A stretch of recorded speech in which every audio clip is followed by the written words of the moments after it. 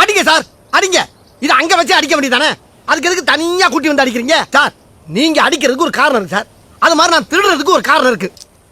என்னடா காரணம்னு கண்ணாடி கட்டி லுக்கிலே கேக்குறீங்க, அதானே? சொல்றேன், எழுதிக்கங்க சார். நானும் உங்களை மாதிரி ஒரு பெரிய போலீஸ் ஆபீசர் ஆகணும் தான் சார் ஆசைப்பட்டேன்.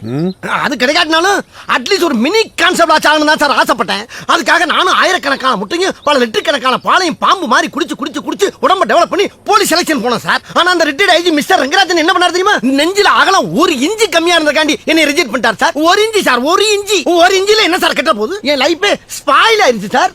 Believe me. என்ன மாதிரி வேகத்தோடையும் துடிப்போடையும் இருக்கிற ஒரு ஃபயர்மேனை பயன்படுத்த தெரியாத உங்க டிபார்ட்மெண்ட் என்ன வச்சு பலன் மட்டும் அடைஞ்சிருக்கு சார். ஒரு திருடனா தன்னைத்தானே தியாகம் பண்ணிக்கிட்டு ராப்பகலா உழைச்சு டோட்டல் டிபார்ட்மெண்ட்டுக்கு நான் வேலை கொடுத்துருக்கேன் சார். நியாயப்படி பார்த்தா உங்க டிபார்ட்மெண்ட்ல இருக்கிற அத்தனை பேர் வாங்குற சம்பளத்தை 1% புரோக்கர் கமிஷன் எனக்கு கொடுக்கணும் சார். புரோக்கர் கமிஷனா? பின்ன இது வரைக்கும் யாராச்சும் கேட்டு பண்ணாலும் நல்லா திங்க் பண்ணி பாருங்க சார். சார்